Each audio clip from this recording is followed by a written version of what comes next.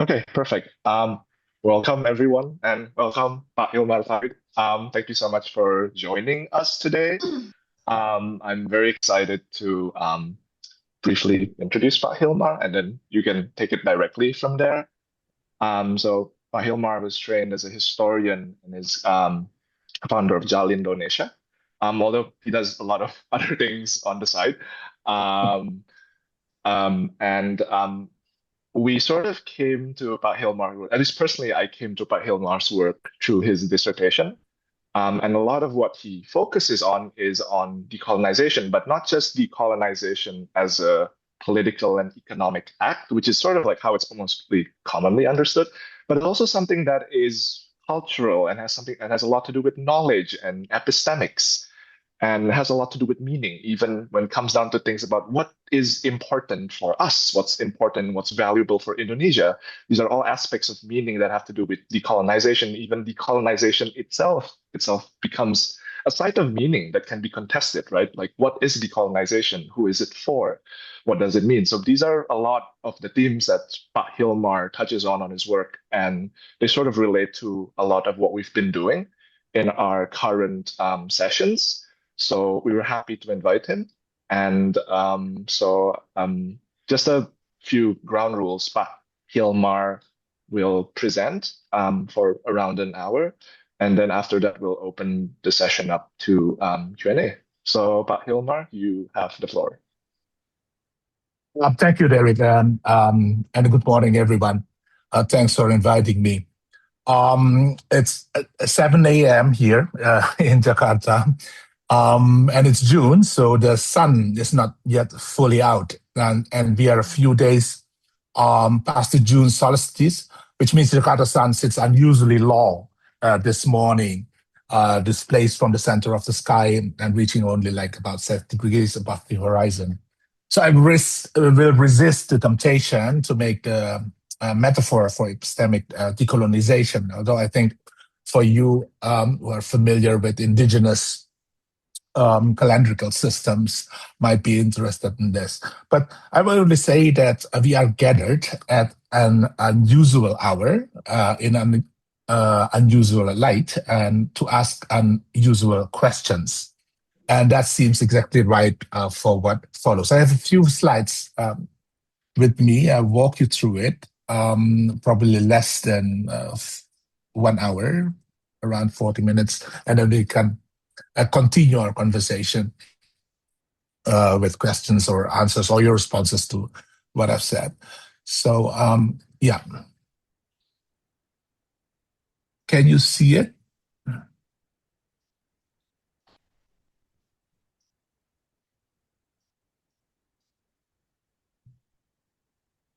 Yeah, okay.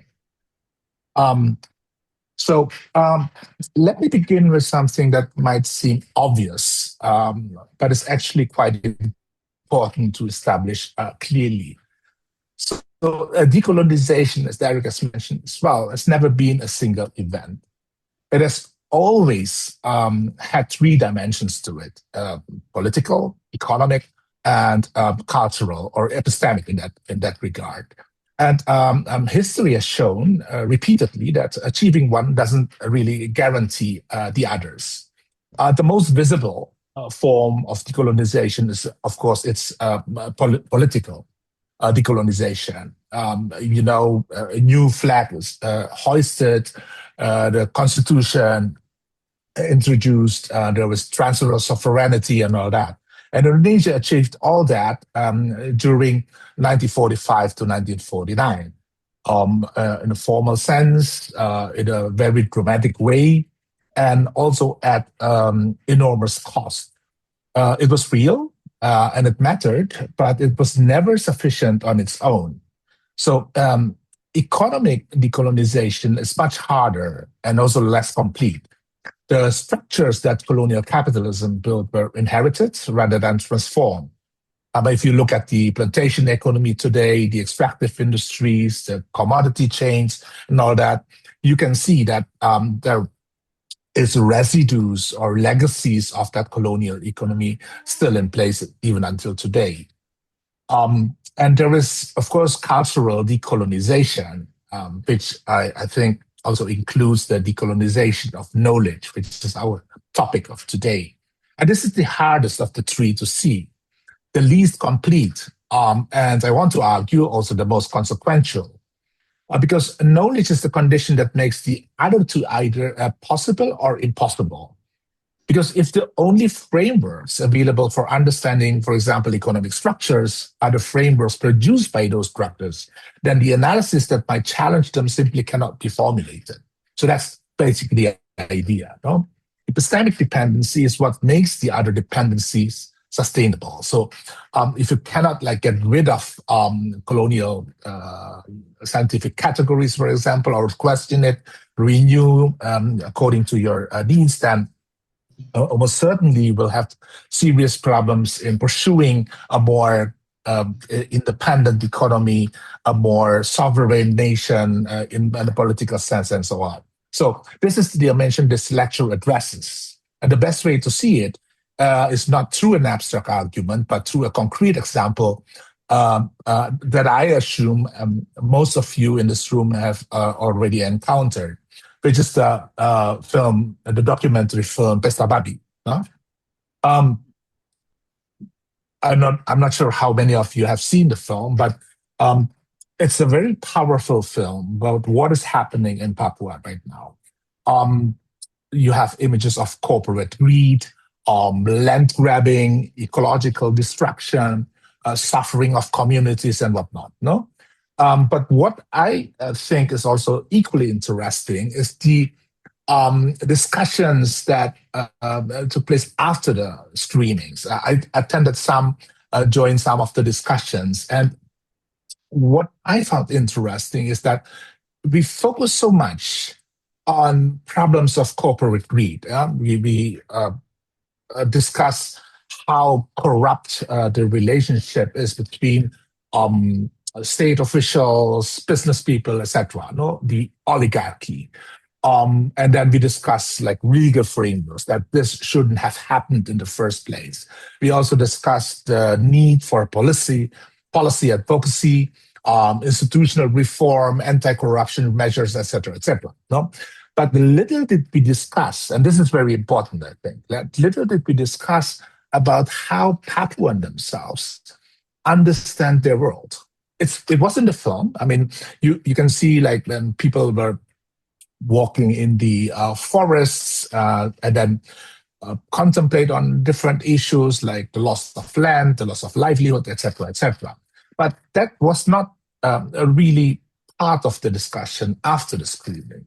So we understand or we discuss not that much about the relationship of Papuans with the land, with each other, with nature, etc. And also, I think a great part that is missing is the practices of sustainable resource management that's already actually in place in Papua and proven to have worked for generations. That was also missing in the discussion. So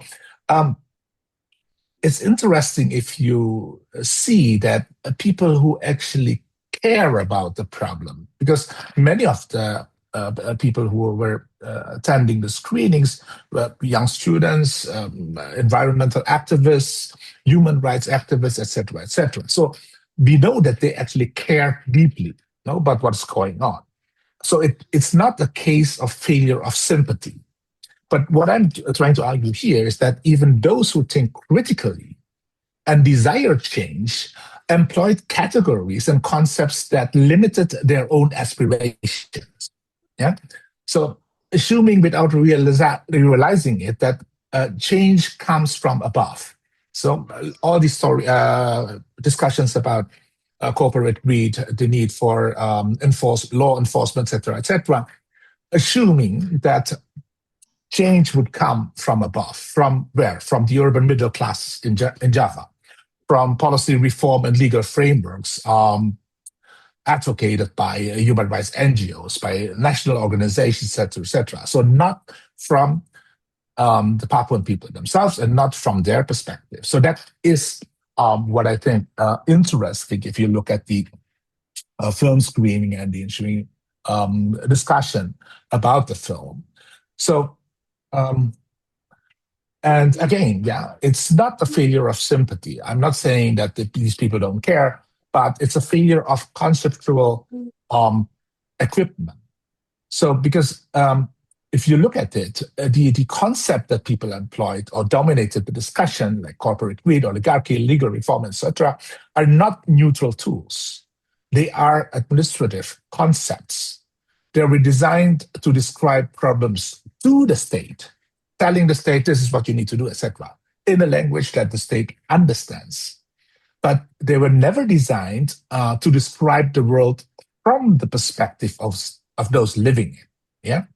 So and this is, I think, a real problem because it reveals what I think is a central problem when it comes to decolonization, because Indonesia won political independence, but never really completed the intellectual revolution that independence demanded.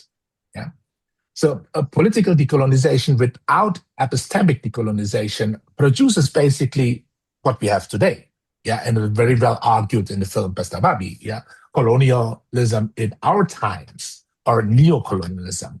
So, and this form of colonialism was not through foreign military occupation like in the past, but through continued dependence on categories produced elsewhere to understand a reality that were never designed to illuminate. Yeah. So this is probably the key argument here. So decolonization, in other words, is not simply the transfer of political power; it's the capacity of a society to understand, to name, and to transform its own historical condition. And that capacity was in the past actually built. Yeah, it was developed 1945. I will go into the details later on. But it was also later on broken, and it has never been seriously rebuilt. So today, the other question that I'd like to raise for all of us is like, what does the rebuilding require? The rebuilding of this capacity to understand, to name, and also to transform our historical condition, because that I think constitute what full or genuine decolonization is about. Yeah.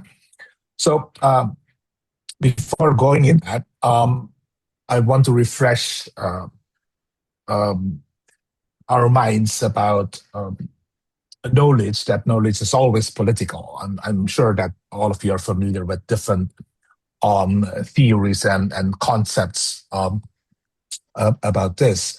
Um, but there are three of them that I think matters for what I'm going to say like after this. No? So the first is that knowledge is never neutral. Like every act of knowing reflects a position, a standpoint, a set of interests, a relationship to power. You know? So, for example, when colonial administrators classified the Indonesian population into racial and ethnic categories in the 19th century, they were not describing a pre-existing reality. They were actually producing a reality that could be governed. No? So knowledge does not simply reflect the world, it also at the same time organizes it. Yeah. The second thing is that like every social order produces its own concepts.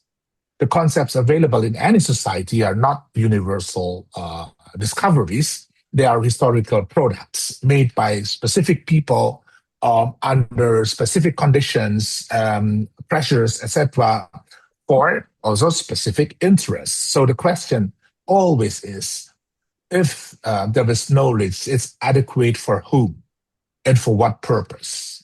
Yeah. The third thing is the one that I want you to hold on to, which is like whoever names reality also shapes political possibilities. Because to name something is not merely to describe it, it's to determine what responses to it are thinkable. For example, land dispossession or land grabbing. No? From the perspective of the state and these development agencies and probably also the corporations, land dispossession is named development, yeah, pembangunan.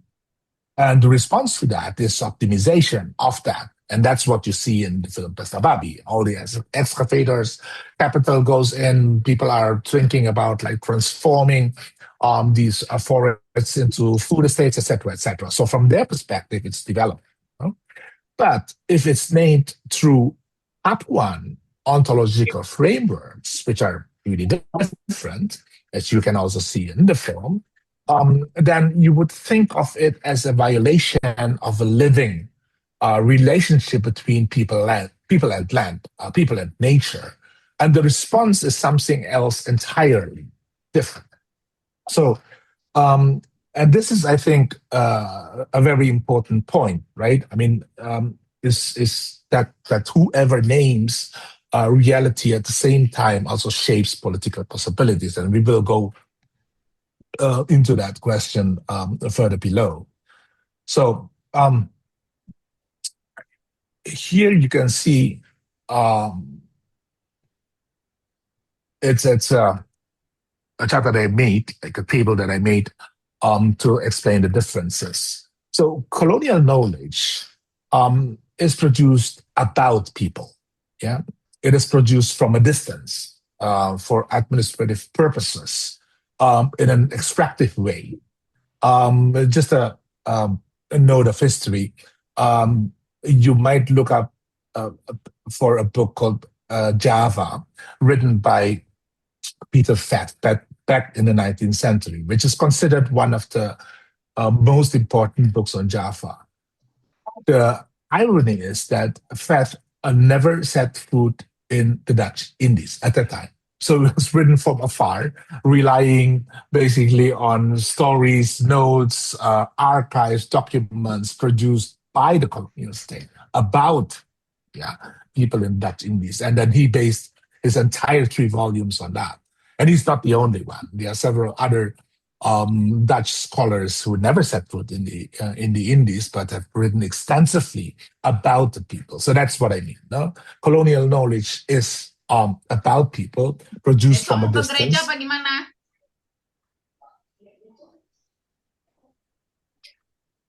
about the people, while technocratic knowledge is produced from a different for a different interest for governance, and this is the late colonial state, the New Order state, and the current government. So technocratic knowledge, is made for governance, and then of course you have liberatory knowledge, a knowledge that is produced with the people. Yeah. And these are like 3 different modalities of the production of knowledge that exists in Asia. So I think go to the next issue. I'm not sure how familiar you are with Sheikh Hussein Alatas. He's a Malaysian scholar, but I remember, if not mistaken, like several weeks ago in the WhatsApp group, we had a discussion about Alatas and also his elder brother, who are icons when it comes to decolonial or decolonizing, decolonial thinking. So the Malaysian sociologist here, Sheikh Hussein Alatas, named the consequence of all this, and he called it the captive mind, which is basically an intellectual condition in which one studies one's own society exclusively through categories produced elsewhere, in the colonial context, of course, in the colonial in Europe at that in that context. So and yeah, the captive mind is, in his opinion, uncreative and also incapable of raising original problems. He further said that it's alienated from its own national tradition, which is in many cases true, and which is the most dangerous part of it. It is also unconscious of its own captivity. So this last point is, I think, very crucial, yeah, because the captive mind does not feel its captivity, and this is precisely what colonialism's intellectual legacy was designed to achieve. Yeah, it installed a permanent gulf between the intellectual and the masses. So if you want to talk about decolonizing knowledge, this is the most basic, yeah, to close that gulf between the intellectual and the masses. So Indonesia, of course, had a long history of decolonization of long knowledge, which dates back to the 18th, 19th century. So I just go quickly to give you a sense what has been achieved, what has been done, what has failed. You know? So um, first, you have the indigenous traditions. This ranges from Javanese mysticism, the if you're familiar with the I would call it the eco anarchism of the Samin movement in Central Java. There's also added resistance in Minangkabau. So all of them, or each of them, actually represent forms of knowledge that colonial administration could classify but never fully absorb. Yeah. Then the second column, do you have the modern nationalist movement. Of course, Taman Siswa, founded in 1922, it was not simply an educational institution, but it was also at the same time an epistemological project. Yeah. Sumpah Pemuda, 1928, called into being a community that had never existed in Indonesia. Yeah. And what is important from that event is that Bahasa Indonesia was declared a national before it was anyone's mother tongue, which is like really amazing. Yeah. And this is concept production under social pressure. Of course, I can make the list long, but another important episode in this would be the Bandung Conference in 1955, where the assertion that colonized peoples could produce their own frameworks for understanding international relations, development, the nuclear power, sovereignty, and all that. So the claim to be producers of knowledge is the most important part of the Bandung Conference, because then they resist or refuse to be merely objects of other forms of knowledge. You know? So what made all of this possible was not simply academic freedom. So it's not an issue that they were suppressed back in the colonial days, and now once they gained freedom, they were able to do that. No. What is much more important is that all this production of knowledge were organized because social sources at the grassroots level were making demands. Labor federations, farmers' organizations, women's movements, cultural networks, all of them were pressing on the intellectuals, generating questions that existing frameworks could not answer. So concepts, in other words, what I'm trying to say here is they arose from that pressure. And this is the political stance of knowledge, because concepts produce in the act of struggling to change reality, not simply to understand it, as the famous thesis of Marx on Feuerbach said. Like, it's not merely interpreting the world, but the point is to change that. Same, likewise here. So what is important that this project from 45 to 1965 was incomplete. Yeah, the social base at that time was still thin. The ecosystem of translators, the organic intellectuals who could move between the epistemic worlds, was also fragile. The tradition was real, but it was never fully rooted. So understanding that fragility, I think, is very essential for us here to understand what it was actually lost and what must be rebuilt. Yeah. So the point is not to interpret in relation to reality with better concepts. The point is to produce concepts in the act of struggling to change it. You know? So that's basically the idea there. So 1965, of course, reflect a very important watershed in nation history. And I think this forum has discussed that like several times from different aspects and dimensions. So, but my point here is that the mass violence of 1965 and 66 destroyed not only organizations, but it also destroyed the ecology through which concepts were continuously renewed. Again, like I said before, the labor federations, farmers organizations, cultural associations, etc. They were not just eliminated, yeah, but of along with that, the entire ecosystem was specifically targeted and destroyed. And when those forces were destroyed, the demand side of concept production also collapsed. Yeah. So before it was like people asking how to deal with remnants of feudalism, to how to deal with residues of the colonial economy, etc., etc. And knowledge production started from these questions. And after 1965, that demand collapsed. There was no longer people pressing for new concepts adequate to their experience as workers, farmers, women, rural poor, and so on. So, and what replaces it, or what replaced it, was a technocratic knowledge regime of the new order, which was designed to measure, to manage, to optimize, very technocratic.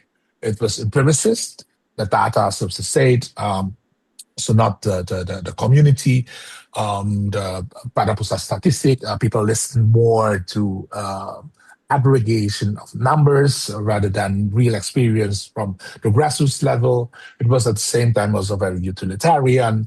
And I'm not sure if you're familiar with the term Berkeley Mafia, which is like a collection of a group of US educated economists um, who basically were responsible for the development design during the entire order. So this was the new knowledge regime that replaced the experiments, the innovations, and the initiatives of the previous administration, Sukarno's era. So, and I think the consequences of this become very clear.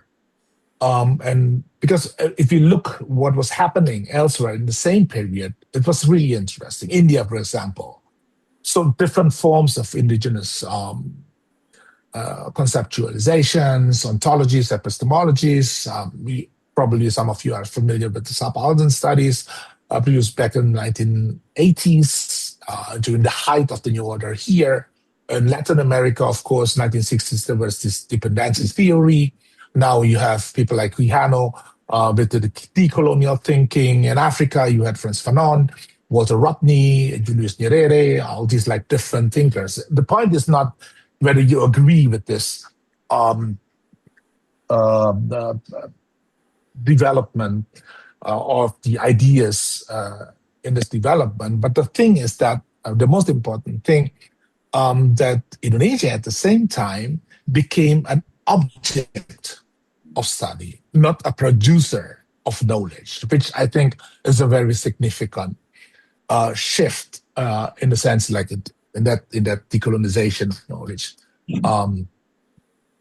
trajectory. Yeah, we are. I remember when I was a student back in the 1990s, we learned all about like what Benedict Anderson, George Cahan, Herb Feith had to say about Indonesian democracy, politics, history, and so on.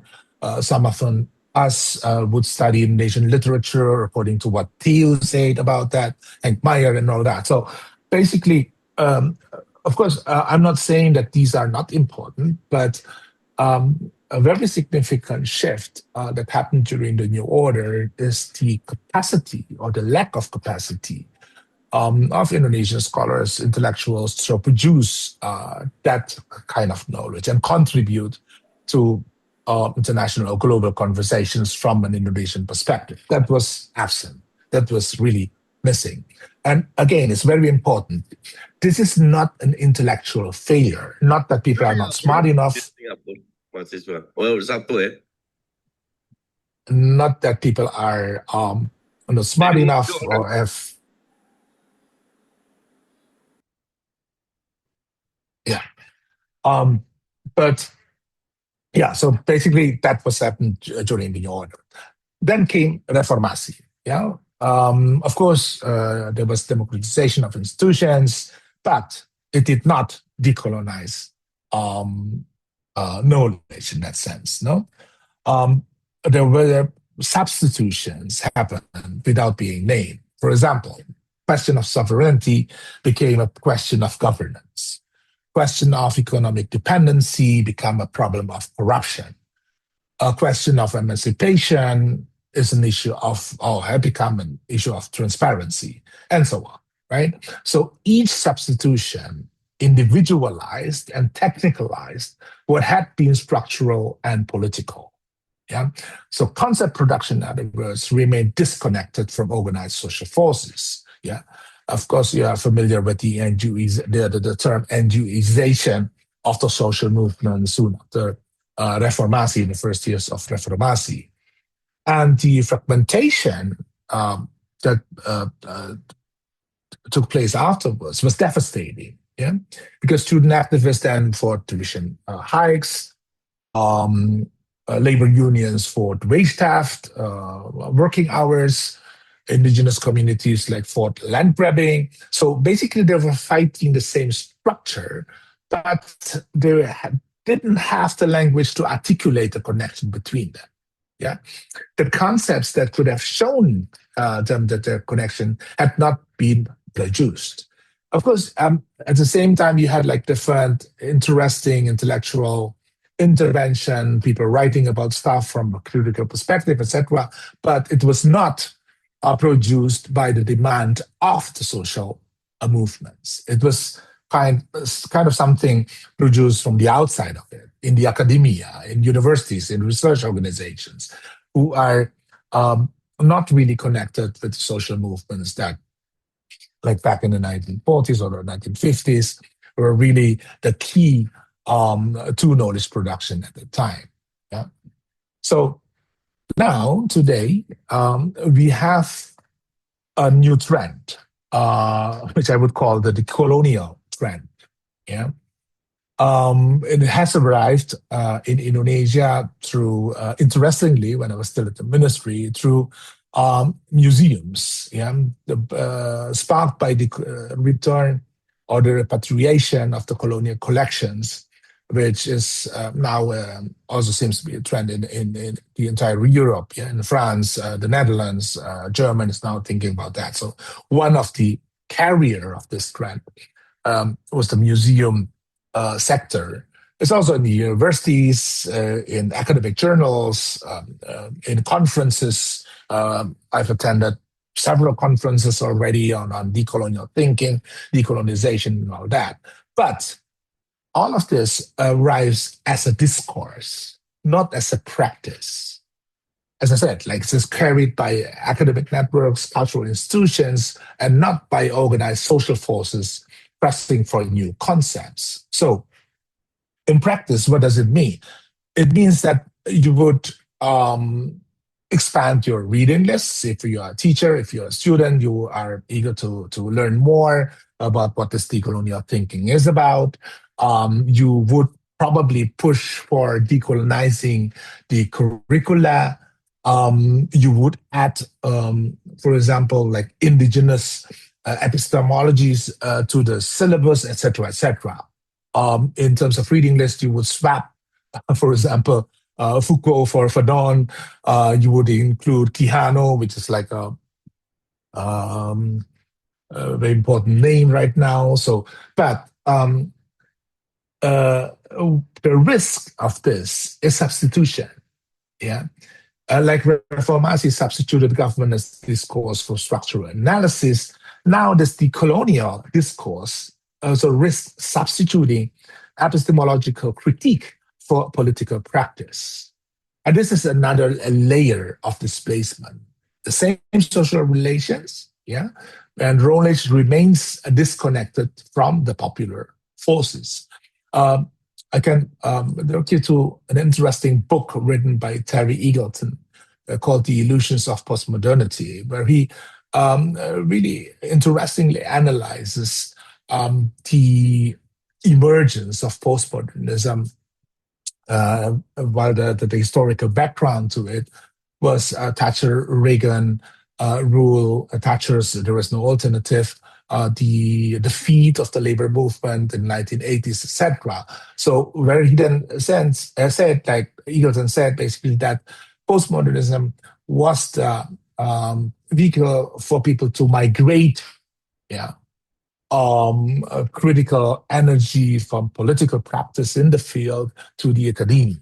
So what I think we are seeing right now with this decolonial trend is something similar. Yeah, it started or was sparked by the Black Lives Matter movement several years ago, but now has receded and quite like faded. But it entered then and becomes very important in academic circles and journals, conferences, and so on. So again, we can see like the pattern of migration from political practice, something real, social struggles happening on the ground, and then now it enters the academia. I'm not saying that this is wrong, but yeah, this is trajectory um, that we see is taking place right now. So I'll quickly go to the end of my presentation here. Um, not be, and what I'm trying to argue here is not only a diagnosis, but also a method. Yeah, it is already clear that the path forward must draw on intellectual traditions developed within Indonesia itself. Yeah, with all respect to the different ideas about decolonial thinking, decolonization, etc., comes from abroad. I think it's very important for us to look what we have gone through, what are what the gains, where did it fail, the achievements, failures, challenges, and all that. No? So I think that this group has already begun that work. Yeah, I've been following some of the discussions. There are discussions about indigenous cosmologies, different epistemologies, frameworks from social sciences and humanities. Um, so that's very serious and also productive. But a crucial, I think, question remains unanswered. How do we channel all of this into actual decolonizations at the level of ideas, institutions, practice? So, in that regard, I think identifying tradition is necessary, yeah, but also at the same time not sufficient. And what is important, I think, is a method. Yeah. And that search for a method, I've been doing this for many, many years. That search for a method has brought me to a concept that is at once deeply familiar, but almost entirely unrecognized for it actually is, which is gotong royong. Yeah. Not as a cultural value to be celebrated, not as a slogan to be invoked, but as an epistemology, as a method of producing knowledge that is collective, relational, practical, and at the same time recursive. A method that was suppressed during the New Order. It was like extracted and suppressed precisely because it was powerful. And I think it is also a way for us, yeah, it opens a way for us to think about the method. So, but yeah, let me be more precise about what I mean. So, this term is an Indonesian term, derived from Japanese, of course, no, for working together to achieve a desired outcome. Yeah. Gotong in Japanese to live, royong together, so you live together. And it's mostly, or in many cases, you will see it being practiced while villagers are building their house. Yeah. But as a method of knowledge production, I think it operates through four principles that are on the slide here. And I want to be very specific about each of them. First of all, that knowledge is collective. So there's no individual genius. There's no solitary intellectual producing truths in isolation. Yeah. Knowledge emerges through a cooperation. So it's the intelligence of the group, not the brilliance of the individual. So that's first principle. The second one is knowledge is relational. So nobody stands outside society. Knowledge is produced in and through relationships, not through detached observation. The researcher in this regard is not a neutral observer, but a participant in a shared project of understanding.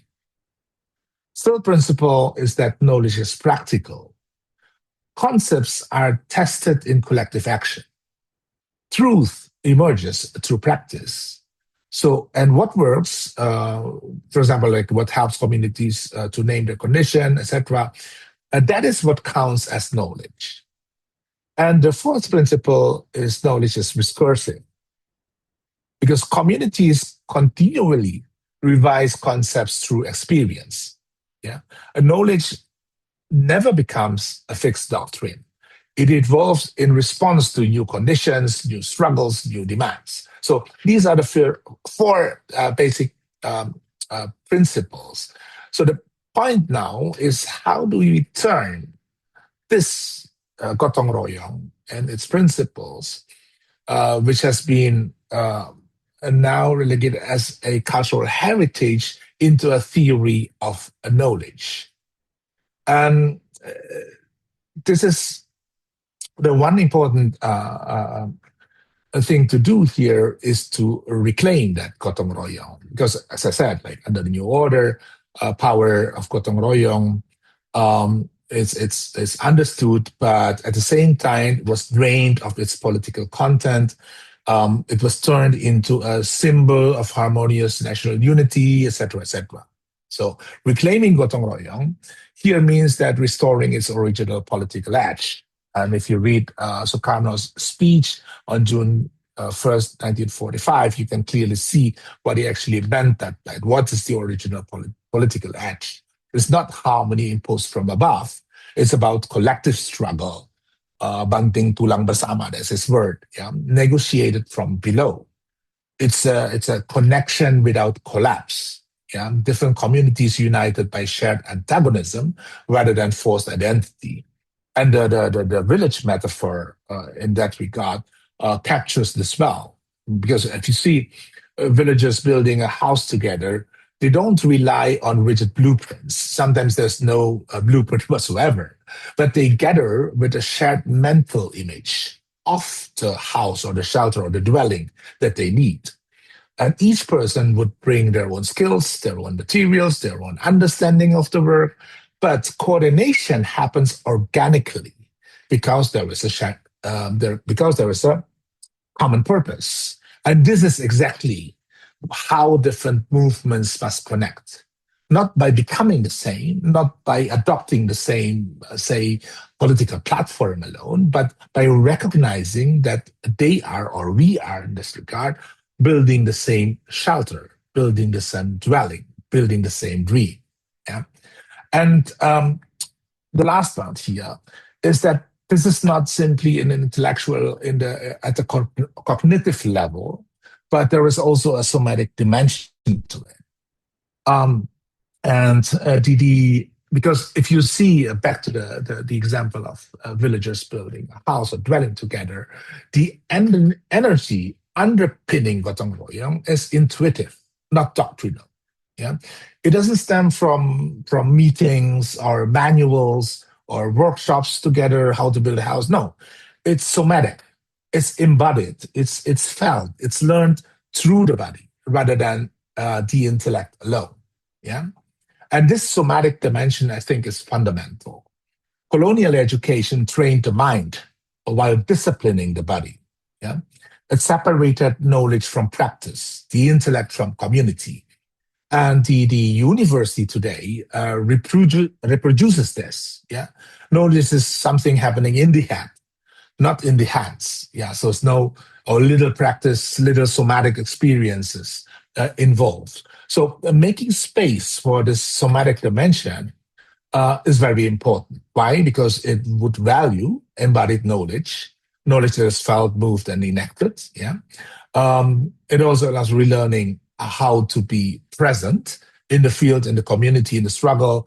For those who are of you who are working, doing like field work for social sciences, of course, are familiar with that. Your presence in the field matters, like what kind of relationship you would build with your interviewees with the community. And of course, it will also affect the way knowledge is produced through that process. Yeah. So it's very important, that somatic dimension. And the last one is, of course, that you build trust through shared practice. And this kind of trust only emerges from working together, from coordination and mutual reliance. And I think many of us have experienced that. Yeah, you go together in a group for 5 days, and you will never forget that kind of experience. Yeah, rather than sitting together for 5 months in the same class, you probably don't know each other. I don't really care. But yeah, so somatic dimension is very important. Dimension for thinking about decolonization. So I took all the 40 minutes that I promised you, so I'm going to stop here and hopefully we can continue with discussion about the subject. Thank you very much. Thank you so much, Hilmar. That was really that was, that was really really good. I was just like taking notes and just screenshotting the whole time. Let's open it up to discussion. So you can either yes, you can either raise your hand and then you can just we can just go from there, or you can speak on chat. But Hilmar, I'll let you sort of just um do this organically with the participants.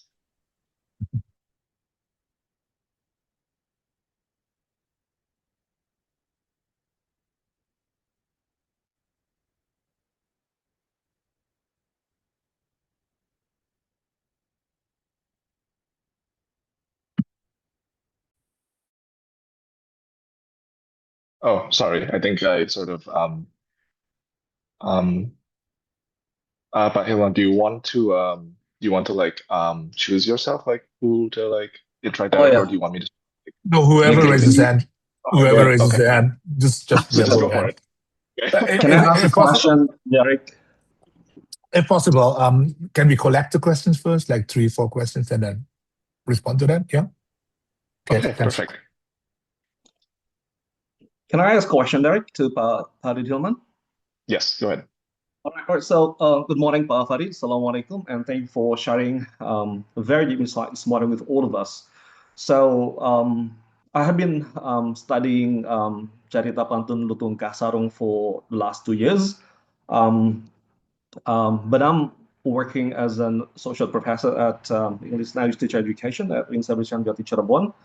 And today I'm becoming very aware that sustainability can only be achieved by developing epistemic sovereignty, right? But there is a missing link here. We don't actually help the communities to develop the local ways of knowing, right? And what I'm doing right now in my study in the last 2 years is I'm working with the custodian of the land near Gunung Ciremai.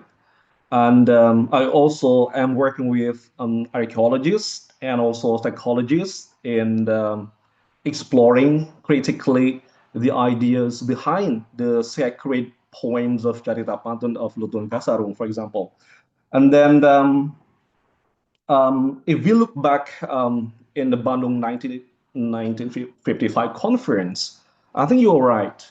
Since our independence today, we never achieved the epistemic sovereignty, which is actually the core component or the foundation for sustainability.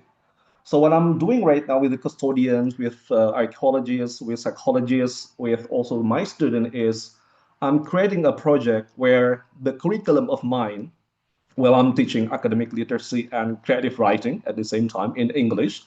I want my students to be the custodian of their own cultures. And it's very interesting when I look at the Carita Patung Luntang Kasung, for example, it's actually not about the romance between Guru Minda Patanjal and Purbasi at all. But the biggest theme of the poem, a very long sacred poem, is about agricultural liturgy, disaster mitigation risk. So everyone listening or reading the transcription of the poem will be exposed to the so-called critical intelligence, how we regenerate our thinking with nature with God, with our ancestors. And our current curriculum actually disconnects us from the nature, disconnects us from our ancestors as well. That's the reason why we never have deep engagement in our learning, any kinds of learning, not only English but also math and also probably STEM. So my question is, we are now in the let's say polycrisis world, right? And I'm just a little bit worried that it's a bit way too late for us to develop the epistemic sovereignty.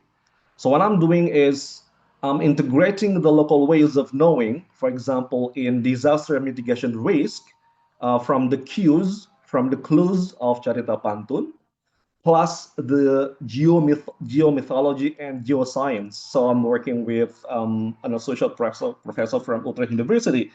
And I think if I can combine the local ways of knowing about disaster risk management through the folklore of Sundanese people, plus the geoscience principles, I can probably achieve a very big insight that can never be achieved by either one single component. I know it's a big project, but I'm always reminding myself that this is probably the best thing I can do right now. I want to help the communities around my house to help this epistemic, let's say, co-creation. So here at Sagara Hyang, I hope that you are familiar with the name.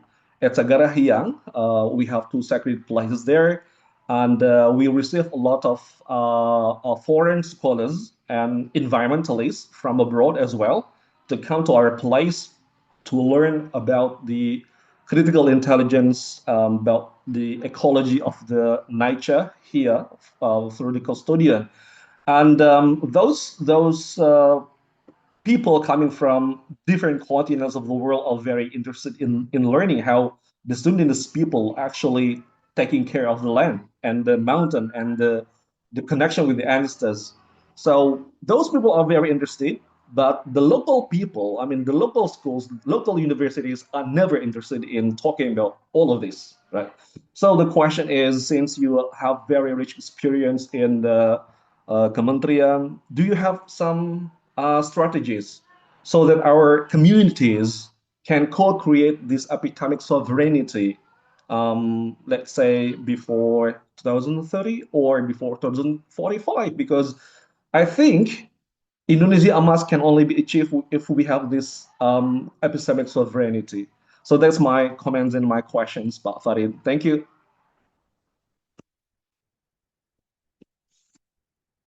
I think there was another raised hand just now by Siti Fitria. I think since we're collecting questions, if you still want to ask, maybe you can speak up Oh, as well.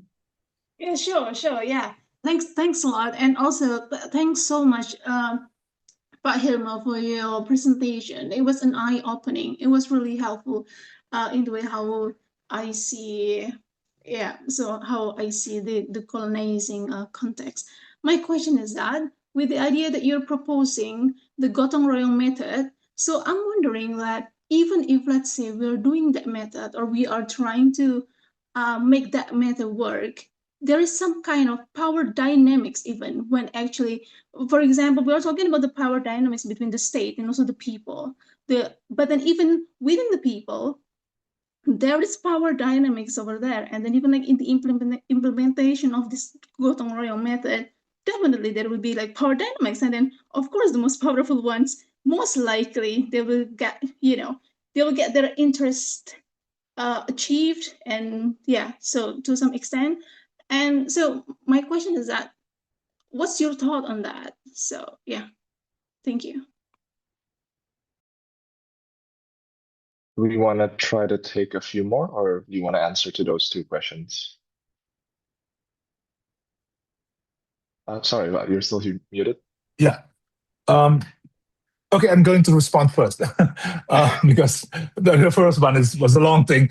But yeah, I think what you are doing is exactly what I have in mind. Yeah, I like bringing together a new reading of old texts, not only texts but also like practices, right? Dances, because in our, I'm sure you're familiar that um, intangible cultural heritage is not necessarily only based with limited text, right? And sometimes texts are actually activated. People dance to these texts, etc. So all these like forms of knowledge are very important, and that's I think what is the repository of indigenous knowledge. It has been neglected. Yeah, it has never been, or only a little. I mean, you are now initiating that. Like, hasn't been part of knowledge production in universities, academia, etc. With the assumption, and this is the problem, I think, like a basic problem that has been relegated as folklore, as something that belongs to the past, instead of um, um, the data or information that would actually help us to understand nature, to understand how people related to nature, etc., etc. So the way you, I mean, the path that you've now opened up is really the way to go. Yeah, that's what we should do. The question now is like how to bring it, to scale it up, to make it more institutional, etc. I mean, the challenges are real. I was working at the ministry for 9 years, for too long. Yeah, and yeah, problem there was that it's really difficult to kind of like integrate that dimension into the national curriculum, because the categories that are being used in the educational sector are still, for me, it's like outdated. Yeah. Um, and but at the same time, I think we know that if there was another change in the curriculum, that would require like huge logistics, etc., etc. So what you are doing right now, I think, is very important, and to work directly, I would suggest, with schools at the kabupaten level, at the provincial level. Go straight to the SMP, SMA. Don't mind, sorry, probably not a very good advice, but don't mind the dinas, the kementerian so much. No? So directly engage them in a conversation. And I think the there's no best strategy. The best strategy is of course, the one that is put into practice, right? Rather than designing it from above, just like work on it. But I think it would combine three things at least. Yeah. So I would say that we need to keep the textual analysis rigorous. Yeah. So it's not because I've encountered several times people are using ancient texts, but they read it in a way that actually serves their own purpose. Yeah, a prescribed or predefined purpose, predetermined purpose. While here, I think the poem deserves a serious intellectual engagement. Yeah, not just celebration. It's not like something, wah, hebat dari masa lalu, it's important for us today. No, yeah. So, and the second thing is that, and you've been doing that already, to build a genuine relationship with the community, the custodian of knowledge, who can tell you what the poem means in living practice, not just a text. Yeah, and this is interesting because I was in Cirebon several months ago. I was looking into the Panji tradition. Yeah, and it's sad because I went to he's the son of a master of Panji dance. And I said, like, when was the last time you actually performed Panji, like, fully?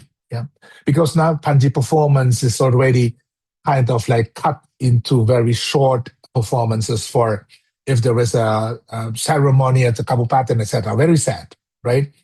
Very complex narrative is now presented simply as a movement. Yeah. And it's like only 3-5 minutes, etc. So I asked him, like, when was the last time? And he remembered that was like that 30 years ago. So we are now competing with that. Yeah, people are who have some knowledge about these practices are slowly fading away from our world, right?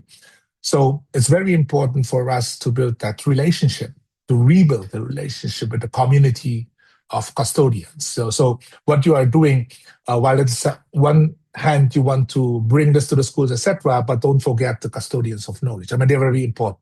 Once this is gone, then yeah, we are stuck with absence of knowledge. No, and the last thing is that to bring that poem, Lutong Kasarong, into a conversation, and you're right when you said like combine that with modern science, technology, etc. This is the kind of productive way of decolonizing knowledge. Yeah, it's not about returning to the past. It's not about reviving the past. It's about building again the connection between past and present, and also the future. Yeah. So what you have done is excellent, sir. Love to meet you in person when I come to Cirebon. When I come to Cirebon, then I will certainly contact you to continue the discussion. Thank you. Thank you so much. I will be in touch. Thank you, Pak Farid. Yeah, for sure. Siti, I mean, you raised a very important critical question. And of course, I'm aware of that. Yeah.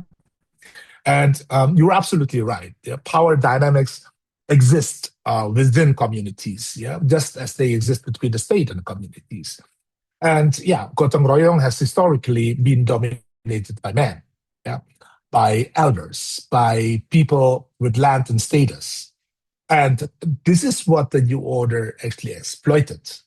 It captured Gotong Royong in part because hierarchical structures within communities made it capturable. Yeah. So reclaiming Gotong Royong here doesn't and should not mean romanticizing it. Yeah, like before. Yeah, we are not romanticizing the past. Yeah. If we want to reclaim, we reclaim it critically, which requires also naming the power relation inside it, not just the power relations around it. Yeah, and there are three things. Yeah, I think that would help here. First is the principle of shared antagonism over shared identity, and this is precisely designed for this. You don't need everyone in the community to agree on everything. Yeah, or to have an equal voice in every decision. Yeah, or to build a coalition, or rather shared threat. No. The Papuan women in the film Pesta Party, this Papuan man possessed by a mining concession shared an antagonism, even if their positions within the community are not equal. So this is the place where we should start, yeah, by the shared experience of being dispossessed, yeah. So of course, if you talk about that, this is the kind of conceptualizations that you need to develop. Yeah, what does it mean based on your own experiences? And then I'm sure you have here people in the audience studying linguistics, etc. You would generate concepts, yeah, linguistically or somatically, movement, etc., or combination of that. Then you come up with some crystallization during that process. So that is the thing, yeah.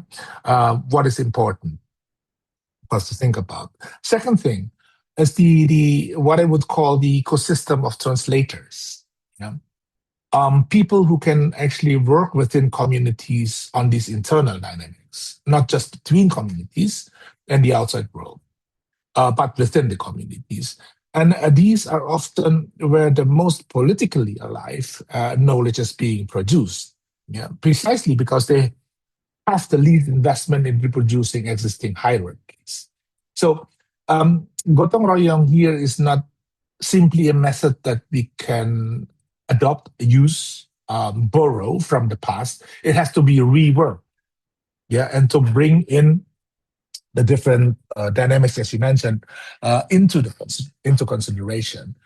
And the last one, which I think is also at the same time the most difficult, is that epistemic sovereignty cannot be the sovereignty of the community's most powerful members or over its least powerful ones. Yeah, And a very important principle, and thank you for reminding us about that, because like if reclaiming local knowledge basically reinforces um, the authority of male village elders over women and young people, we haven't decolonized anything. So we use this as a way to measure like how far is this decolonization project actually uh, going. Yeah. So basically, a short answer to your question would be that gotong royong as a method requires constant internal critique alongside external resistance. Yeah,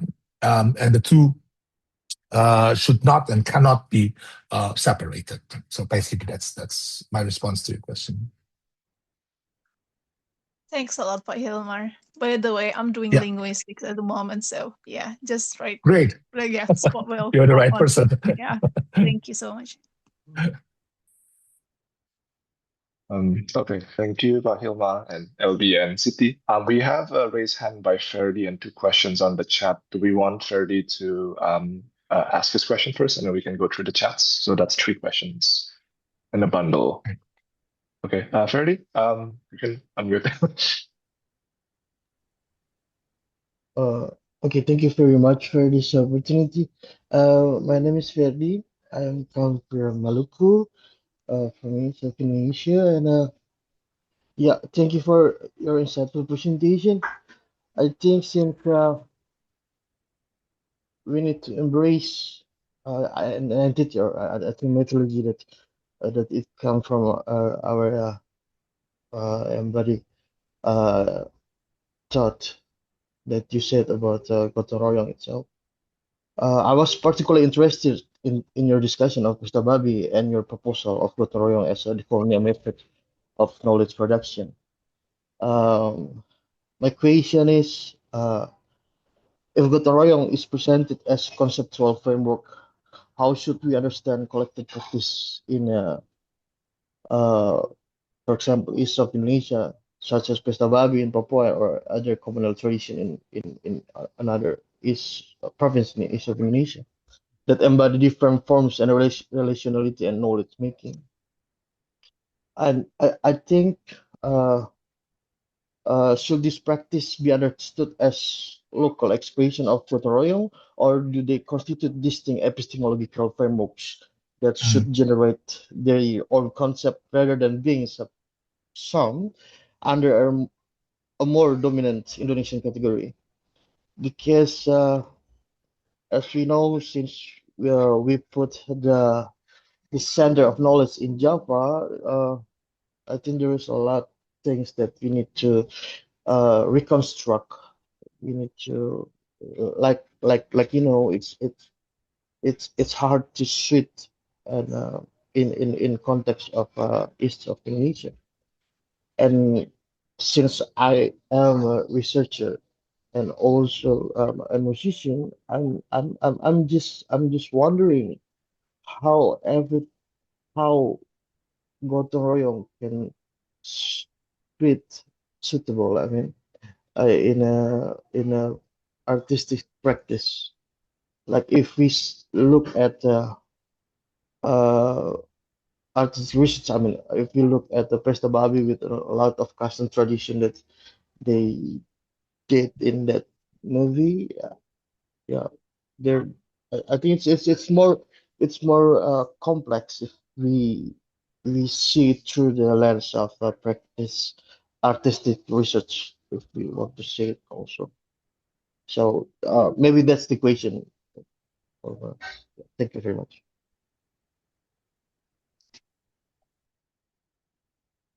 Thank you, Ferdi. And maybe we can read through the Zoom questions as well. So we'll have three questions. I can read them out so everyone can hear them. So we have one by Amrita Saraswati. Thank you, Pak Hilmar, for the eye-opener this morning. I'm a Balinese, now working at Udayana University as a lecturer. For the last 5 years, traditional knowledge is a part of my research. It's interesting to hear that knowledge is never neutral, and often the custodian of knowledge also becomes not aware of their own identity. It will be a nice journey to meet the people that have the knowledge meanwhile and find the scriptures related with that. So I think that's more of a comment than a question. And then we have one by Julia Erni. Morning, I would like to ask how to re-embrace local knowledge and heritage of Gotong Royong when our recent situation and lifestyle is set to be individualistic. And that, in my opinion, Gotong Royong isn't always a positive thing where it can become something like toxic positivity related to personal boundaries or the ability for self-independence. Okay, so I think that's it.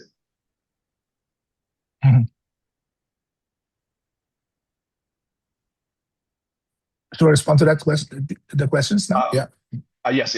Sorry. Yeah. Okay. Yeah. Let me start with the last question, Ferdia. So first of all, thank you. And this is a very essential correction, I would say, and accepted fully. Yeah? And you are right. Yeah, that Gotong Royong is a term predominantly Javanese. Yeah, and using it as the organizing concept for a lecture about Indonesian epistemic sovereignty risks, of course, reproducing exactly the Java centrism that decolonization should be challenging. So thank you for that. No? It's a real tension, and I should have named it explicitly. But what I was actually arguing for is not Gotong Royong as a specifically Javanese practice, but the relational, the collective, practical epistemology that it names. Yeah. And of course, I mean, we all know that this appears, the different forms of Gotong Royong with different names, appears across the archipelago.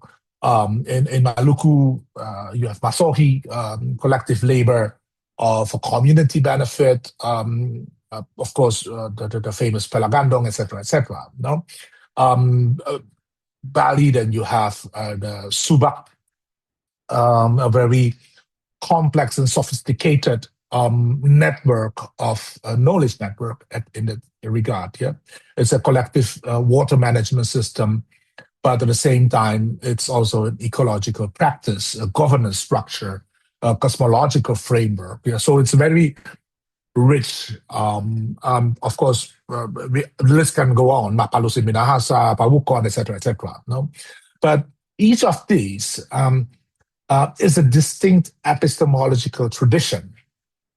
So it's not a regional variant of the Javanese original. Yeah, you are asking, is there an Indonesian term for that? Yeah, this is the problem of conceptualization that I actually raised. Now we are trying to produce this concept, and it's not. Again, it's not an individual genius that has to come up with that. It has to come from a conversation and ongoing engagement, a circulation of knowledge and practice between these different communities. That kind of process would give birth to these concepts. Because once you impose it from above, people would say, oh, okay, it's nice, but people would soon forget it. And there have been attempts like that in the 1980s, 1990s. Pajajaran University had that special research unit, and they produced many interesting things, but it faded away because it was detached from the social struggle. So that's the point that I'm actually trying to make. It should be produced from within the social struggles for a betterment, etc., etc. So that is the location where we can expect these kind of like the concepts to emerge. And you're right about artistic production, artistic dimension to it is the same to the somatic dimension that I mentioned before, because like knowledge is not generated simply by the mind alone. Yeah, it's embodied. Sometimes it's tacit.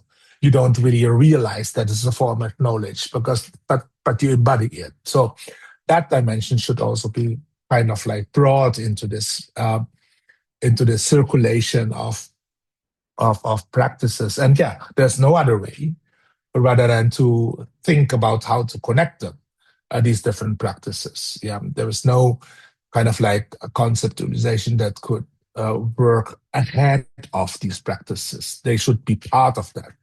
So that's basically the position. But yeah, thank you for reminding this Java-centric idea of gotong royong. But that's not what I meant. Yeah, to the comment, yeah, it's not really a question. But yeah, thank you. And what you are describing is, yeah, again, is exactly the kind of work that matters most right now. And Bali, in that regard, is actually one of the richest cases in the archipelago for this. The coexistence of living practice, oral transmission, lontar manuscript traditions, dances, and whatnot. Yeah, I now have a student at my institute. I'm teaching at the Institute, yeah, Institute Kesenian Jakarta. So there's an S2 student who's now working on her project, and she was like talking about taksu, yeah, in Balinese, and it's a very interesting project. And I said, yeah, her problem is that she wants to kind of like understand why in Bali itself, in Pura, in places wherever you have these traditional dances being performed, you can clearly see taksu comes out from the dances. Why doesn't it happen in Jakarta? And I think, yeah, of course, the different contexts. Yeah, Jakarta is so individualized, it's urban, and here people learn Balinese dance, and not it's learned as a collection of movement rather than as a spirit, like you learn it in Bali. That's the major difference. But the point here is not to simply, oh, then we have to go back all to Bali in order to get a taksu. No. I mean, you think about how to develop taksu in the 21st century in an urban setting of Jakarta. That's the real challenge for an MBA project. Yeah. It's not simply what you call that, like doing research and then realizing there are differences of dance practices in Jakarta. Yeah, that's clear. I mean, you don't need to do research on that. What is more challenging is to think about how taksu is rooted in the social context and how can you bring that taksu into the future in a different context, different time, different setting, etc. So that's basically, I think, the direction that we should take. Again, same, Lutung Kasarung meets modern science and technology. We want to bring it forward, yeah, and so on. So the other question is in the chat box, yeah? Let me check first. Yes, it's by Yulia. Yeah. A gotong royong sets to be individual. Oh, toxic positivity. Okay. Yeah. Yeah. I think both parts of your questions are important. Yeah, but they pull it in different directions. So let me discuss that like separately. First, about individualism and style. Yeah, this is real. Yeah, because the social infrastructure that made gotong royong a living practice has been substantially dismantled, not just by ideology, but also by urbanization, yeah, by the gig economy, by housing design, etc., etc. So you cannot practice collective knowledge production in a society organized around individual consumption, individual career advancements, etc., etc. So the structural conditions have, but I would resist the argument that gotong royong is therefore nostalgic or unavailable. Yeah, because what I see in the movements I described, the student protests, indigenous land defense, climate justice organized, etc., is precisely the reconstruction of collective practice under contemporary conditions. It looks different, of course, from a village working to build houses, but it happens in WhatsApp groups like ours, and rented meeting rooms and occupied land. So the key question here is not only the setting, but also but the relational epistemology. Yeah, how knowledge is produced through shared struggle and tested in collective action. Yeah, but I, I don't know. In the area where I live in Condet, Jakarta Timur. Yeah, whenever there is um, someone deceases or died, people would gather uh, almost instinctively, um, helping out the family, yeah, um, of the deceased, and automatically there's no coordination. So there's no coordination. No one is telling who to do what. Everyone seems to know what to do, right? And it's spontaneous. It's very fast and very effective. So you still can see that um, in our culture, in our society. Of course, now it's like increasingly being displaced, etc., etc. But yeah, you still can sense that its existence. Yeah. The second issue is toxic positivity. This is actually a sharper challenge, no? Between harmony imposed from above and collective struggle, um, and the collective struggle. But yeah, here I think if you look at the history of the New Order, gotong royong was used to suppress dissent, yeah, to demand compliance in the name of harmony. Um, so, like working together, or must work together, harus kerjasama. Gotong royong can be a tool of coercion. That's true. Yeah, as easily as a tool of liberation. Yeah, and this is why I insist on the distinction between harmony imposed from above and collective struggle negotiated from below. Yeah, the reclaimed version of gotong royong has to include the right to name conflict, to refuse, to say that this arrangement is not working. Yeah, collective practice without dissent is not epistemology. Yeah, it's conformity with extra steps. Yeah, and that's the difference. So it's not simply as expecting gotong royong from the past magically helps us to organize. No, it's a method, yeah, used in the past. It has been distorted. We need to revive the actual meaning of it, how it was practiced, to understand the mechanism, the energy, etc., and then try to develop that in a new context for different purposes. So that's how it works. It's not as simple as reviving it from the past to make it alive. I mean, in the form that you see, that you recognize right now, there's so many deficiencies. But at the same time, I think when it comes to epistemology, that relational aspect of it is the key thing. Yeah, and it's totally different from imposing, however good, well-meaning we are, imposing ideas from above and expecting it to work on the ground. Yeah, so it's a different method again. Yeah, and yeah, of course, yeah. These are the preconditions. Yeah, of building a genuine knowledge and experience in a collective process. So I hope it addresses at least some of your concerns. Thank you, Hilmar. We have two more. Oh, we okay. We have four more questions on the chat. Do you want to take two at a time, or what are you comfortable with?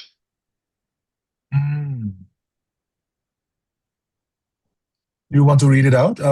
Should I just pick which one?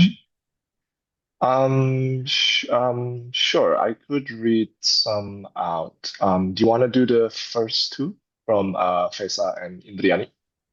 And then we can move on to the other two, or do you want to do all four at once? Okay. The first two are fine. Yeah. Okay, perfect. I'll check the others while you're reading. So yeah. Okay, perfect. I'll buy you some time. Yeah. This is from Faisa Forward Putri. You touched lightly on the politics of translation as an extension to the politics of knowledge after production. It's only natural that communities demand recognition, and this requires a just translation, when full translation is never possible. I witnessed how a group of cultural activists in Lasem registered an elder's familial archive as national collective memory. When adapting the state's language, the group slowly reproduces the same violence, organizes, categorizes, dictates, even polices the knowledge as the state would. What's your take on this, reflecting on your experience as an academic and bureaucrat who works within the same epistemic culture? And then from Indriani. I'm Indriani from Padang, Indonesia. I would like to ask, in your opinion, how can psychology play a role in decolonization? Should we be creating new ways of thinking and behaving, or should we be reviving the local wisdom that once existed? Okay, and you can answer those. Yeah. First of all, the first question, well, probably the most difficult. What you witnessed in Lasem, I think, is not an exception. Yeah. But it's structural. Yeah.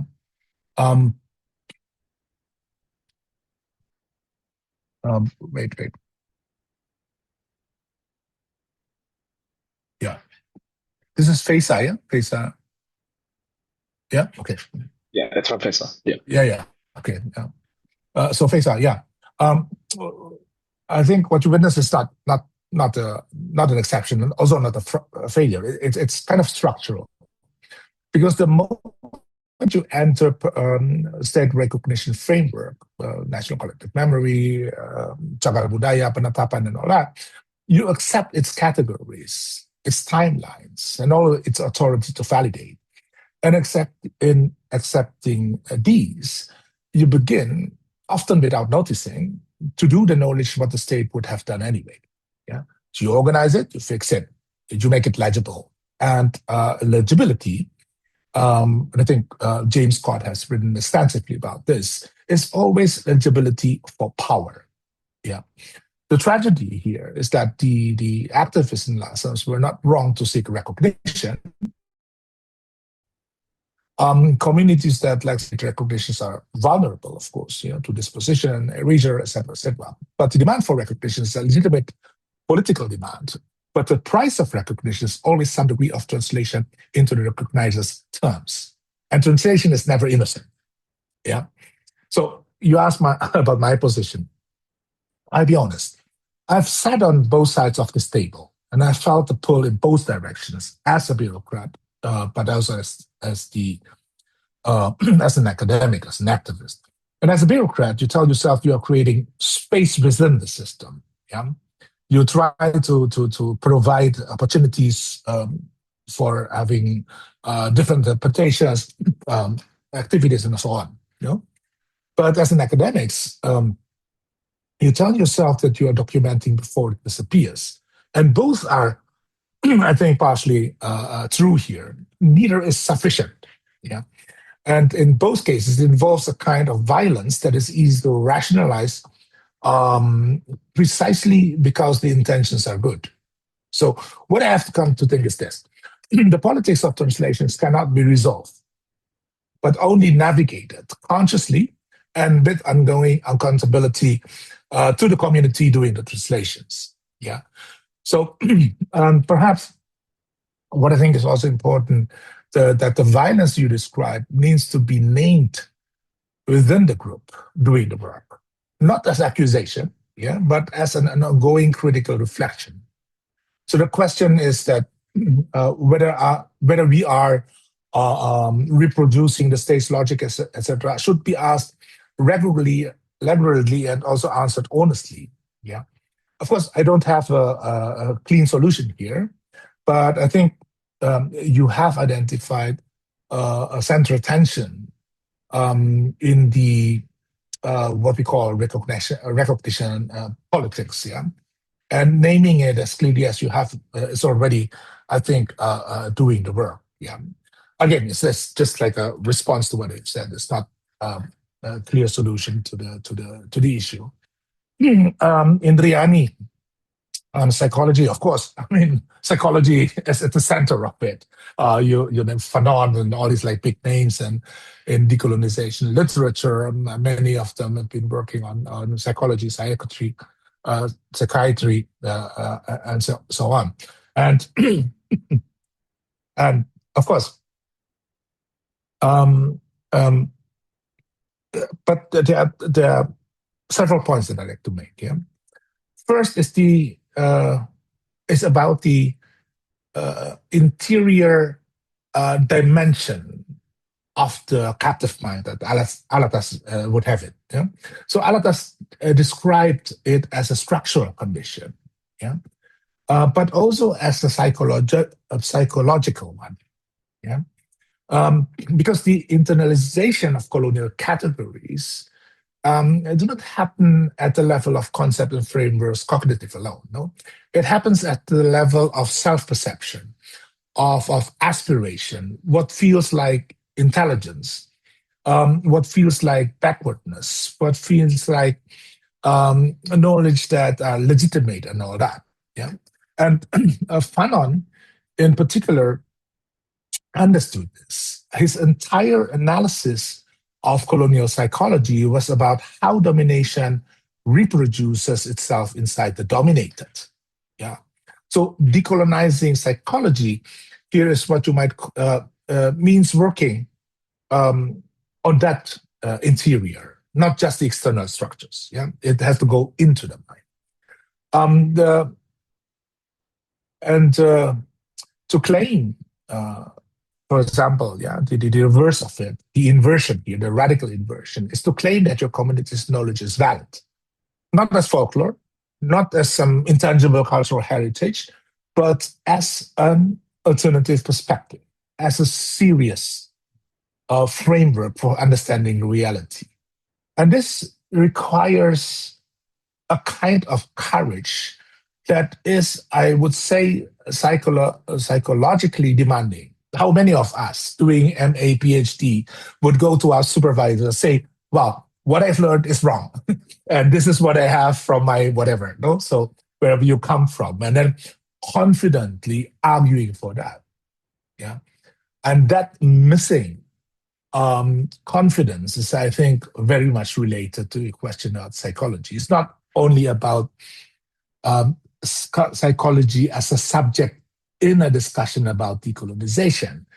It's about the psychology of decolonizing knowledge. Yeah, so it's very important. It's very much related. Yeah,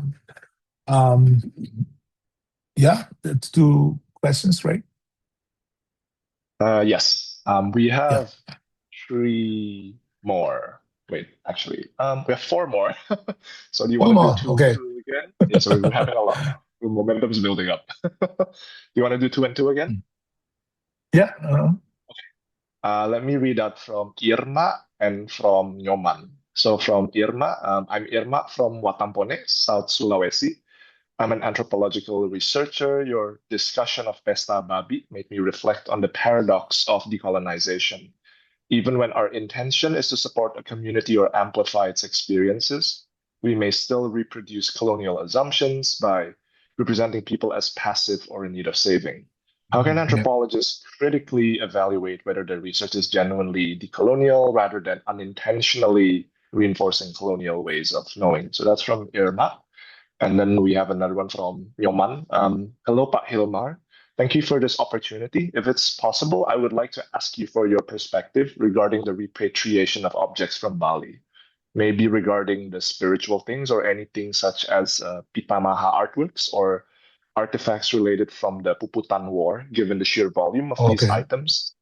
As far as I know, it is not feasible to return them to Bali and they remain housed in Museum Nasional. Okay, that's the two questions. Okay, Irma, thank you very much. I would say that, yeah, of course, good intentions alone would not dissolve the power relation, like embedded in representation, no? And the anthropologist in this regard almost always retain structural advantages, like, because who is going to decide what is significant in our research? You know, what is the kind of frame that we are going to use? Who are the audience of our whatever we are doing? You know? So awareness, of course, is necessary, but also at the same time not sufficient. Yeah, and the way to test this, I would I can think of several ideas. Like first, like really question who benefits, yeah, from this, and in what time frame.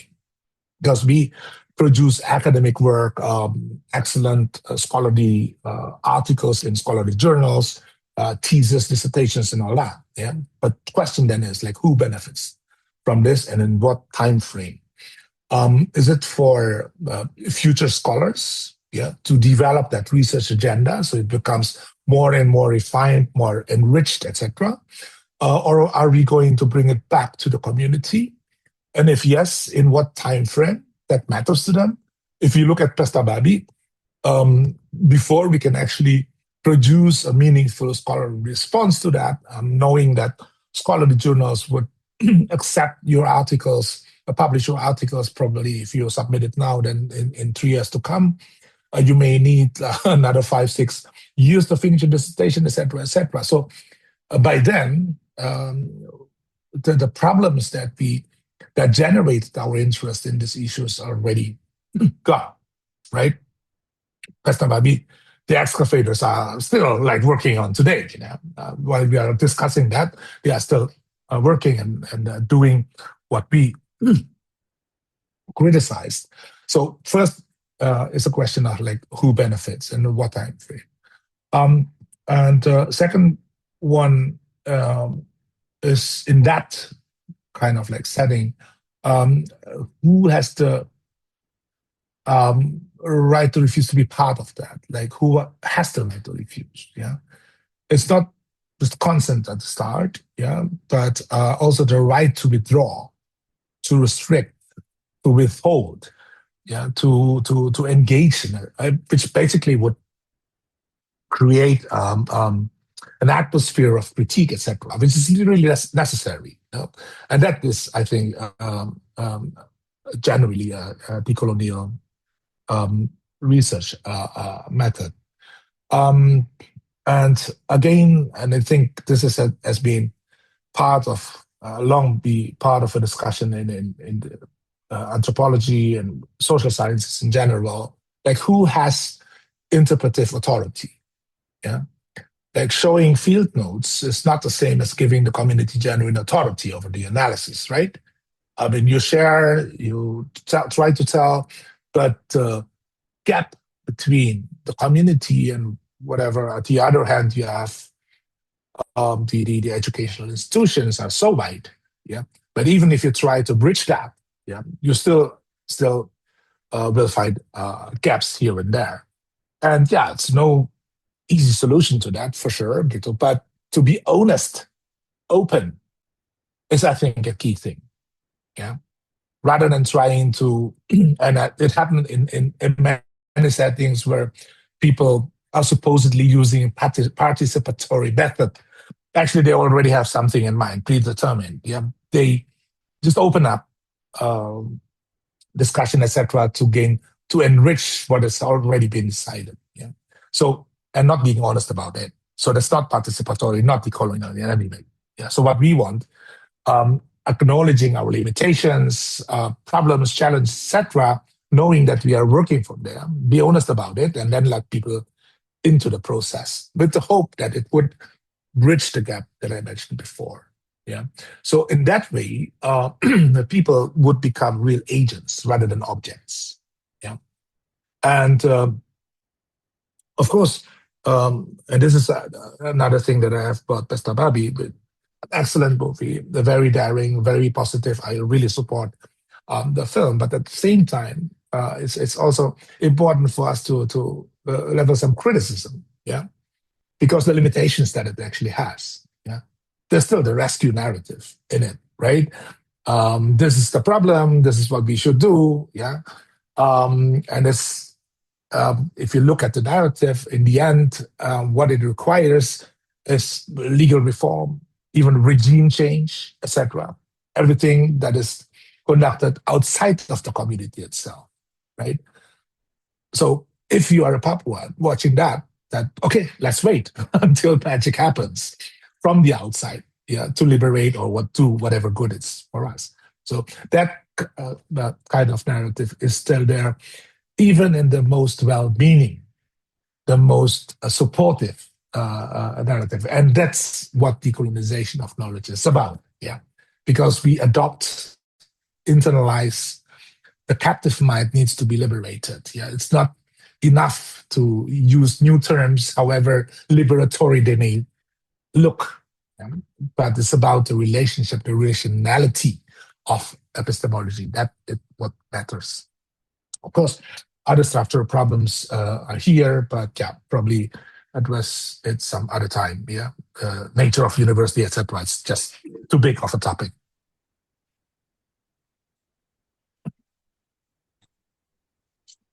And I think there was one question about the colonial collections. Yeah, very important because I've directly involved in this. And yeah, Pitamaha was an interesting case because the modalities of repatriation was based on agreement between the Dutch government and Indonesian government. I was still at the ministry at that time. And it was specifically aimed at collections that were obtained in the past through violent measures, like the attack on the Lombok Palace in 1896, etc. So, and the Dutch have a specific term for that, roofkunst, the looted art. And Pitamaha's collection was not part of that. Yeah, it was brought voluntarily by a Balinese official at that time, and then was exhibited in the Netherlands, and it was never returned. So when it came back, it was based on the agreement between the Indonesian government, facilitated by the former ambassador at the time, Wisaka Puja. And the idea is to bring it back to Indonesia and then see how to manage once it's back. Of course, there have been requests now from the Puri Ubud. Yeah, they want to have that Pitamaha collection back in there. Puri Lukisan, yeah, in Ubud. Yeah, I'm not sure what's happening right now because I'm not with the ministry anymore, but that's a different case. So the interesting collection would be the Lombok collection, which is a collection defined as looted art. Yeah, so it is really the based on the agreement between the Dutch government and the Indonesian government. And the question still is, like, why hasn't it been returned to Lombok? Why does it stay in the National Museum? And how do we actually deal with these issues? And it's a very important question because one important point is that these collections are actually originally not museum collections, right? They are just jewelry belong to the people who happen to be killed. Yeah, and I was in the Netherlands at that time of the return, when they displayed or put all these like jewelries, like rings, necklaces, etc., bracelets on the table, and amazing because what came to mind at that time when I saw it, I mean, you're familiar with some of these Nazi documentaries of World War II, right? Where you see people are, the Nazis actually put not only earrings, but also teeth, golden teeth from their victims in buckets like that. And that came to mind when I saw that, like, because it's exactly the same pattern. Yeah, people were killed. Yeah, rings, whatever, were looted from their bodies. They were taken from their bodies, literally, and brought to the Netherlands. And then they become museum collections, artworks. Yeah. So if we want to repatriate that, what does it mean? Does it mean we accept their status as museum collections to be displayed in our museums here in Indonesia? Does it mean that we have to return them to the rightful owner and let the rightful or descendants or offsprings of the owners and let them decide what to do with that? That's a proposal from people in the UK, from the LSE, and they said because because these collections were not museums collections in the first place, why should we treat them as museum collections now? Why don't just return? Let the people the rightful owner to decide what to do with it. If they want to sell it, want to whatever. No? So that's another approach to do that. So what I'm saying here is that there's still ongoing discussions and debate. There's no final decision about what actually to do. But from my perspective, if you ask me, what is the most important part here is knowledge production. Yeah, it's knowledge about what actually happened. Yeah, what is the history of that? In museum sector, you have what you call provenance research to understand the origins of the collection, how it actually arrived at the place wherever they were kept. Yeah?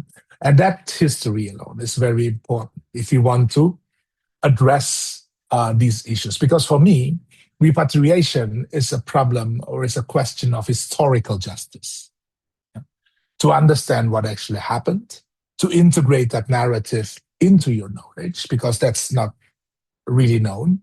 Yeah, that story of Lombok and many other parts of Indonesia who experienced the same kind of looting has never been part of our national history narrative. So that's important to reintegrate that story, yeah, into that. So production of knowledge is very important. For me personally, even much more important than returning the actual objects themselves.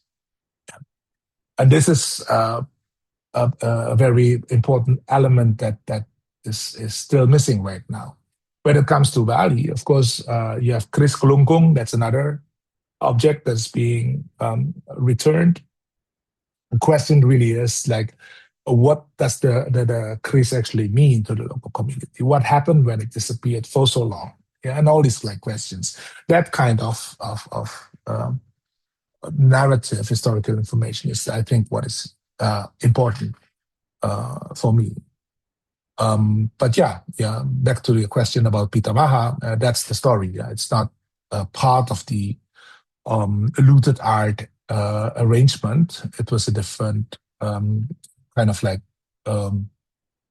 the modality of the return. But what happens right now?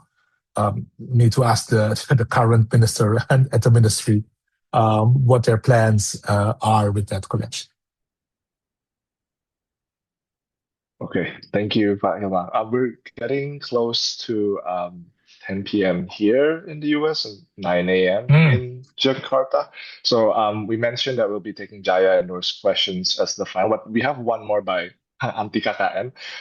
Do you want to take that one too? Do you have time for that, or do you want to just limit yourself to Jaya and Noor? Sorry. Two other sorry. questions. Yes, we have three here. We mentioned that we'll take Jaya and Noor's because we're nearing sort of the 2 hour mark, but we have another one by Baroto here. Do you have time do you want to take that one too, or do you just want to answer the first two questions? Yeah, three altogether. It's fine. Yeah. Okay. We'll do all that. So I'll try to speed run through these. Morning, I'm Jaya from Makassar. My current research and thesis is about local wisdom in science communication by using social semiotics by looking at some science content platforms such as articles from Jalin talks from Hilmar Farid. My question then, how is by Hilmar's perspective on this? Because the discussion presented is related to decolonization. And then from Noor, I am Tami from Makassar. Now I'm working on transnational studies and indigenous diplomacy for my PhD. When talking about decolonization or decolonizing methodology, there is also a concept that follows this idea, the global south. In this context, I see the possibility of new domination arising from the growth of the global south if it is still driven by modern institutions, such as the Eurocentric modern world system in discussions of global order. What do you think about the possibility of this new domination and how to face it? I'm finally from Baroto in Jakarta. And while living in the capital, I am reading and getting information about everything the present government is doing. My thought is going back to Soekarno's statement, perjuanganku lebih mudah melawan penjajah, tapi perjuangan kalian penerus bangsa akan lebih susah karena melawan bangsa sendiri, which I believe now is relevant, seeing the colonization of many, many economic sectors by the president's appointed personnel, police, and the military suppression of activities by physical atrocities of their side, and deprioritizing the education budget into MBG and Kopdes MP, which definitely all show into one conclusive goal, winning the 2029 elections. So is decolonization still ongoing? And when poverty is rising even in the era of 2026, are we to accept the situation as the norm, or would it be better if we do a similar action people did to the Dutch back in 1945?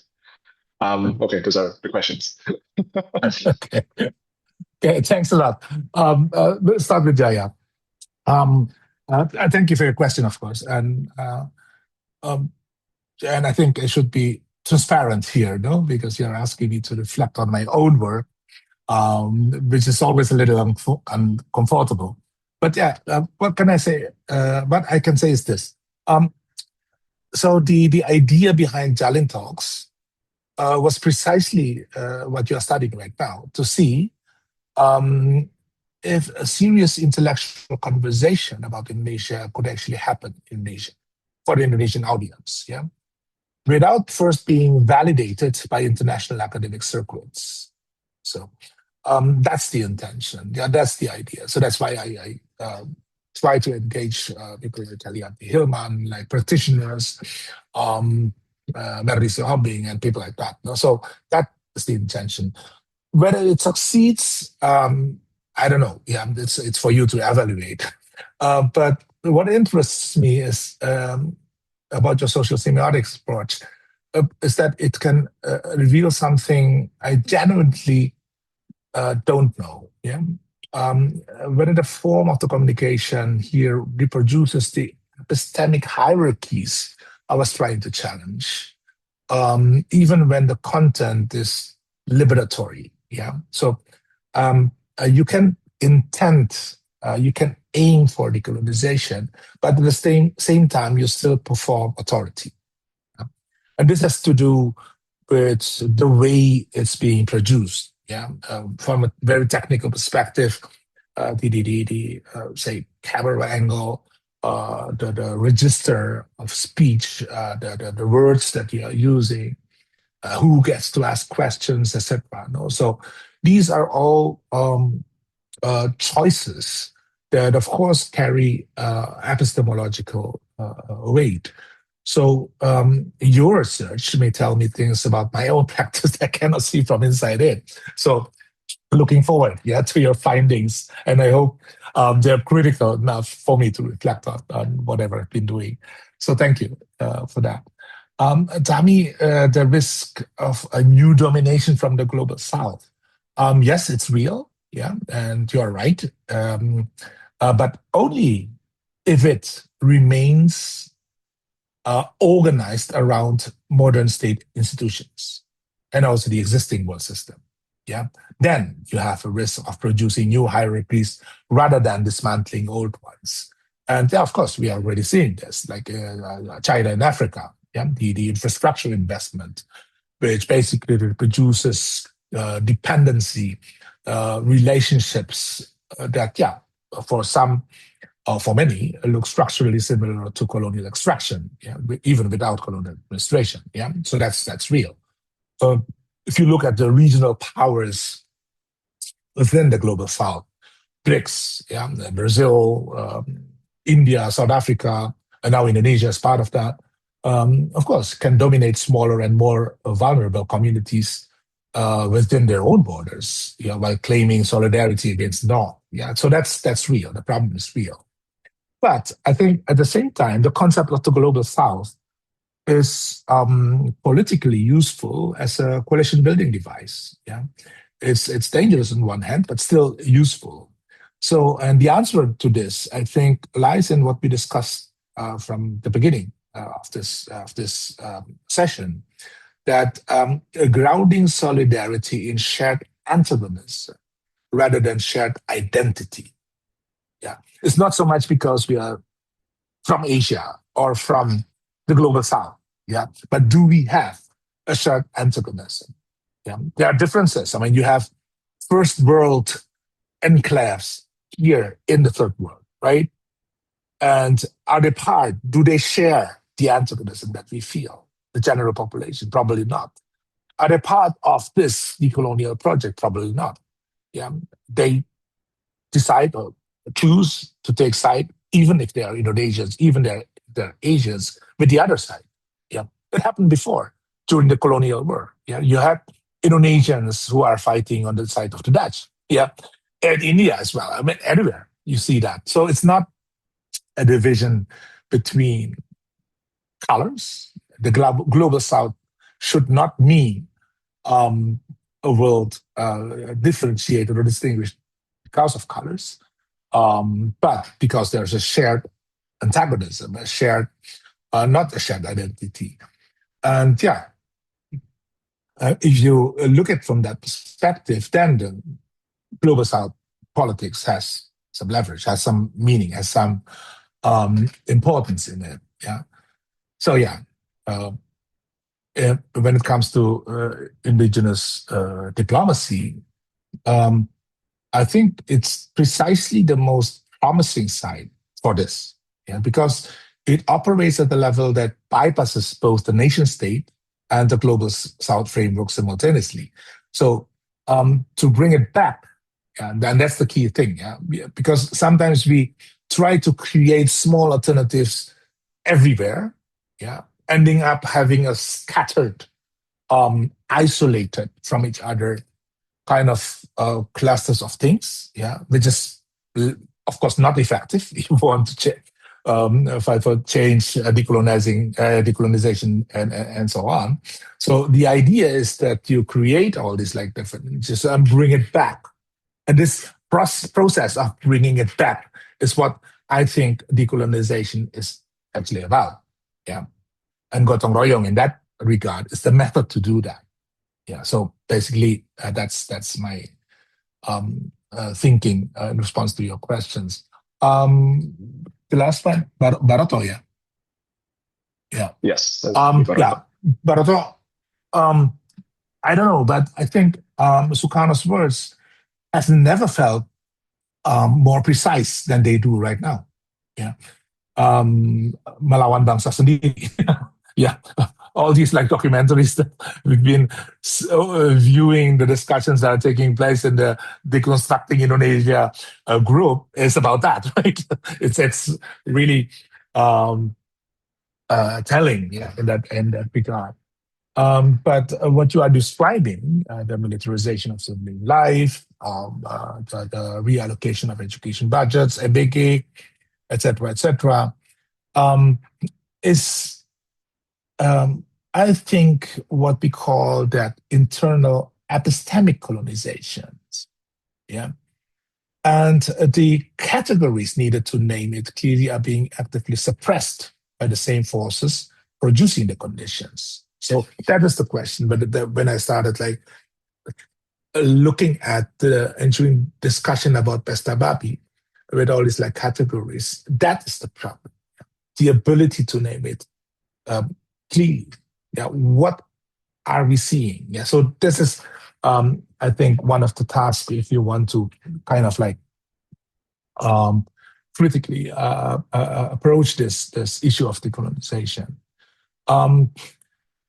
The final question, whether to accept this as a norm or to, as people did in 1945. Yeah, well, I'm not going to tell you what to do. This is not my role, and it's not my risk to bear.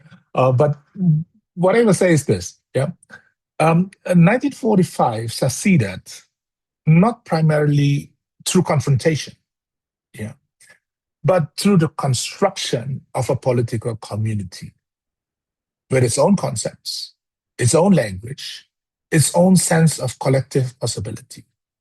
Yeah. So this is the important part of history. I mean, you look at the heroic wars, etc., 1945, although militarily it's questionable because there were so many defeats towards 1949. Yeah, if they continue to wage the war, would the Republic succeed? But that's a different story. But what I'm trying to say here is that if you look at these different episodes, it's very important for us to understand what happened prior to that. Yeah. And here in 1945, it's clear there's a prior construction of a political community without which there would be no independence. Yeah. People talk about the importance of figures like Sukarno, Hatta, etc. But if you look at them as from a wider perspective, you actually see a clear political community, despite the political differences that they had. Yeah. Sukarno at one point tried to mobilize, tried to unite this political community under the banner of Nasacom. He failed. Yeah. But I think the political community itself was there. Yeah. The problem was like how to name it, and we learn critically from our own history. I read history, and yeah, it's important for us to learn from these past mistakes in order to think about what to do in the future. So basically, back to your questions, what that suggests for now is not passivity, yeah, but it suggests building a conceptual and organizational infrastructure of resistance. Yeah, and that's not secondary to the struggle. Yeah, so it's very important, and the work being done in rooms like this one, early morning on a Saturday, is part of that infrastructure. Yeah, so please do not underestimate it. It's not cuma diskusi aja, no. Yeah, it's part of a circulation of ideas that I hope will strengthen our common effort, yeah, to really build conceptual and organizational infrastructure of resistance. And on that very fitting and perfect note, let's wrap this all up. Thank you so much, Pak Hilmar. That was Thank you. an incredible session. So on that note, we'll let you all go. Maybe we can all continue to engage with the world and have it continue to trouble the categories that we have, maybe even in the Deconstructing Indonesia group chats and in our following sessions. A bit of logistics, we will have another guest speaker, LB, who actually asked the question to earlier on. He'll be presenting on Monday as well. So hope to see you all there. Thank you again so much, everyone, and have a good day. And thank you, Pak Hilmar. Yeah, thank you everyone. Yeah, sehat semuanya ya.